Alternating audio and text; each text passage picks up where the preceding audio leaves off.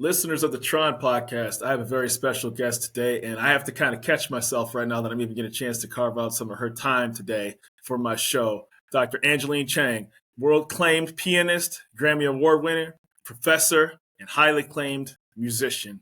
Thank you very much. Well, thank you so much, Rashad. It's such a pleasure to be here. Yeah, I had to kind of catch myself. When people have Wikipedia pages, it kind of stops me in my tracks a little bit that I get a chance to talk to these people, right? Because it's not supposed to happen for me. Oh, no. You're awesome. You're terrific.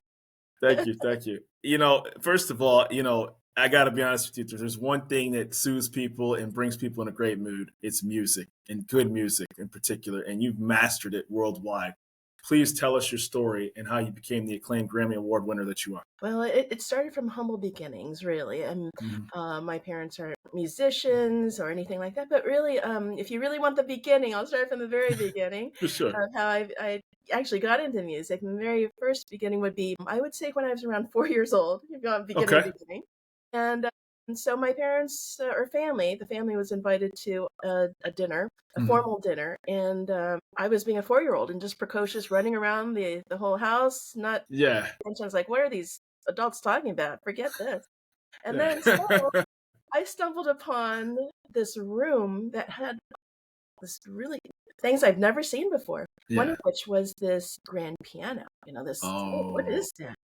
And so the one of the hosts, I don't know what we would say now, was a composer, musician, teacher, played the piano. Yeah. Sat me down and did a little something, and I was like totally mesmerized by that. Yeah. And then for the rest of the night, I was such an angel. That's the wishful thinking on my parents' part by naming me Angeline, but. But actually, I wasn't there. Oh, this is what she was looking for, and I was good. And so that's what it started it all.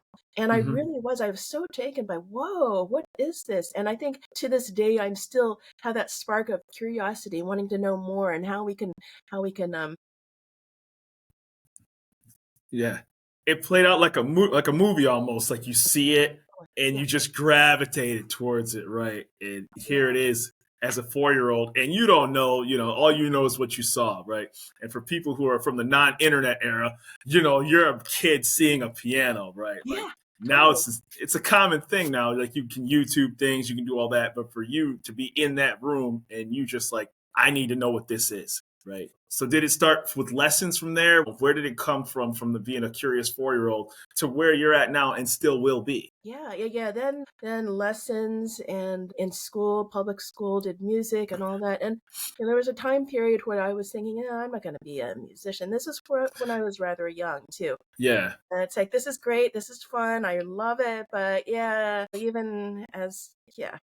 Well, the difference is you have music. I was playing sports, and you could take music a lot further than sports. When I peaked at 5'8", my athletic career was sadly the same. But you can always have that within you. And I think one of the things that happened, I do have to thank my parents. I almost don't tell people usually. Now I can tell people, I guess, because I'm a professional. But I almost quit piano because I thought, well, like I said, I didn't think I was going to become a musician, and like I mentioned, I come from humble beginnings, and I knew it wasn't cheap to have some oh my lessons, gosh, right. And so but somehow my parents knew that I enjoyed music. They never made me practice. It was just my thing, and I would do it. The most I would do is to get out of dishwashing after dinner. But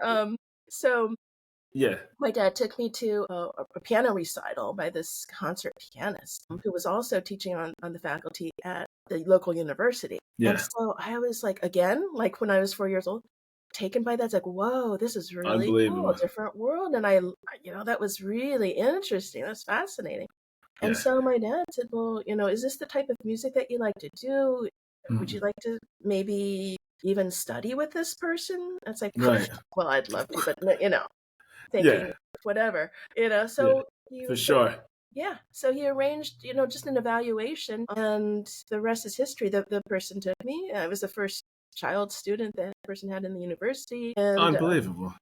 And I just loved something about classical music was it really engaged my senses, because sometimes we have a tendency to think that, oh, you give children easy stuff, they'll, if it's really easy, then they'll take to it. No, that's not true. As an educator, I know it Yeah. can't be too easy, it can't be too hard. It has to be Yeah. just on the cusp of being challenging without, and so they can see the light to the end of the tunnel. Oh, for sure. That range. So it's like, so they can see it within reach. Beautiful. So, I think I had repertoire that was way too easy. I wasn't practicing. I was practicing other things. Right. And just being able to understand that even kids can enjoy like hardcore music Yeah. that's complicated, especially these days. It's easy to understand Right. that, music is even if you listen to any type of pop tune or whatever it might be, there are layers. It's very Yeah. complex. It's not just one line, just No. one note at a time. Yeah. Well, what I find fascinating about music is to your point, like, you don't have to give them just Mary Had a Little Lamb, right? Obviously, there's good to have a very beginning structure, but sometimes you can use their age as a deterrent to where they're actually at musically, right? Exactly. And so, right. And so, I say this as a father because my oldest daughter plays the violin, right? And, and it's just like you've already surpassed any skill set that I didn't have at all, right? Like, God bless my parents too, because it's not like they didn't try. My mom put me in piano lessons, but I was playing basketball and doing, that wasn't cool for me to do, right? No disrespect to your profession, obviously. No, things have changed. Yeah, exactly. And I thought what was interesting about your trajectory is you're a professor, and you talk about teaching people from injuries because people sometimes don't equate injuries with music, even though it's a very repetitious endeavor, and people don't really. Injuries are sports. People see like, oh, I twisted an ankle, woman broke her leg, tore their ACL. But you do this with music too, as well, when it comes to your teaching as well. Absolutely, and you hit the nail right on there, on the head of it. And it's like a lot of times people will see that in sports because it's more obvious, right? But with a lot of musicians, we're working with fine motor skills a lot of the time, and what they're feeling. It's like it's not like necessarily obvious. Sometimes it is. And I'll tell you, I came from the time period where it was a badge of honor to tape up your fingers because you practice so much to keep it from bleeding and blistering. Seriously, yeah. Oh my goodness. Swings, I went to some big music schools and they were like, oh, yeah, I had a great day of practice. Oh, I'm hurting all over. It's like, whoa. This can't be good too long term for your career, though, if you want to actually reach the next. Not exactly. at all. You're right. It cut those careers short. These really super talented peers I had, they're going up the chain of the degrees. They're getting, getting gigs and suddenly cut short.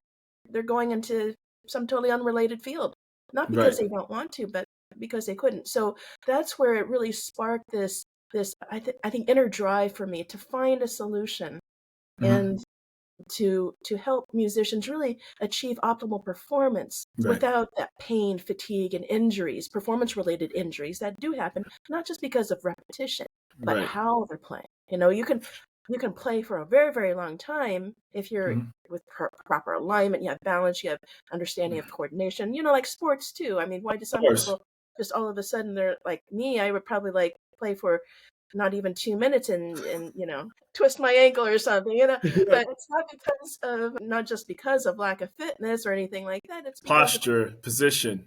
That's right. Understanding your body, and mind, body, spirit, the whole thing.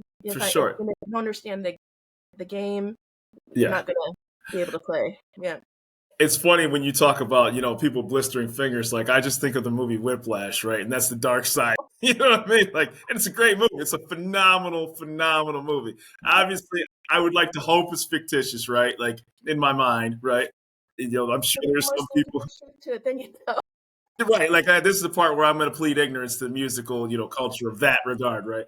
But like, I just keep thinking of, Miles Teller, like after that car accident, trying to play the drums, and here he is, and you're just like, oh my gosh! And then you have the great J.K. Simmons, Oscar-winning performance speaks for itself. So I'm like, I guess that could go sideways real quick, Yeah, it's a great movie too. So it's phenomenal. You're the first Grammy-winning American pianist. I want to correct this too. In addition to the first of Asian descent, so very great congratulations to you. Well, thank you so much. How did that come about? Like, how did where did like the awards and the nominations and the acclaim start coming from? I know you were in Paris learning as well too. France, excuse me. I don't know if it was Paris directly. Yeah. So yes, so I am the first American woman classical pianist to win a Grammy, and I was just so astonished actually to That's learn about amazing. that. Yeah. And I'd have to say, in many ways, it's all an accident, right? So it's like you do what you love and you get recognized for it. That's over the top, and that's really what happened. So I have to tell you a little bit of the backstory, Of how course. that happened, right? So it's not just the understanding. It's not about for me. It wasn't about achieving a Grammy. Some people have that goal of, oh, I'm going to win a Grammy. Well, that's great, but it wasn't like that. It was about doing the best one could with making music. Right. And that particular work that won, I was stunned, sure I was, but afterwards, after winning and understanding behind the scenes, it's like, oh, they really did listen to it. Yeah. You know, As opposed to so, just okay. yeah, exactly. Yeah, that's awesome. Take it seriously in the Grammys, actually, surprisingly. But Yeah. anyway, particular work was actually, and you mentioned Paris, it happened to be a work by this legendary musician and composer named Olivier Messiaen, who was one of the big recognized composers of the 20th past century. He Okay. and his wife were actually my teachers, my mentors when I was Beautiful. yeah. That's And wonderful. so looking back, it's like, well, yeah, that makes sense. And for me, Yeah. it was really about making the best music I could and paying tribute to my mentors, my teachers, the people that we stand You're on the right. shoulders of. So it Right. was fascinating because during the acceptance speech, that's all I could think about. It's like, oh, I'm paying tribute to Yeah. somebody who's given so much to me, those who have. And I mentioned that that we all stand on the shoulders of others, especially music educators. And you know what? That got us standing at the Grammys. Beautiful. Like, wow, we all felt the same way. But for Right. the folks who have helped us along, guess what? So they heard that. So the following year, I'm so proud of this, and still happening to this day. There's an award by the Grammys called the Music Educators Award. Oh, beautiful. Music educators. So I'm just so thrilled about that. I really am. So Yeah, kind of that's full wonderful. circle here. Yeah, because at the end of the day, I think that, if a parent, particularly if there's no previous success story in something like music, and then they decide their child wants to be a musician, well, you really can't say, well, no, just it's an unknown to the parents. So they're like, can you make a living off that? That's the first thought that goes through any parent's mind. Like, you're going to be, in a loft, writing songs and on a corner, street corner, no disrespect to anybody who does that, by the way. But like, their thoughts come in the head. Are you really going to be able to sustain a lifestyle off of making music? Obviously people do. But when you hear your kids say that, then you don't have that structured lifestyle to say, okay, follow this and this will happen. Your kid really has to go out and learn it along the way on their own, so to speak. Yeah, we all do. And it's very interesting because my mom did bring that up. Said, well, like you just mentioned, Yeah. you might be, what if you're a poor musician, blah, blah, blah. And and she remembers me saying as a kid, but I'll be rich on the inside. Exactly. Yeah. And then so she still remembered that till, Beautiful. later on to like, even a couple years ago, she was mentioning this. So it's wonderful. yeah. And it happens, and there is truth to, I think, that saying where if you do what you love, you don't really so-called work Right. a day in your For life. sure. But it's yeah, of course it's work. It is. It can be really bad. It gets you through it, Yeah. So yeah. And more importantly, you followed your heart and your passion. You found it out at a young age.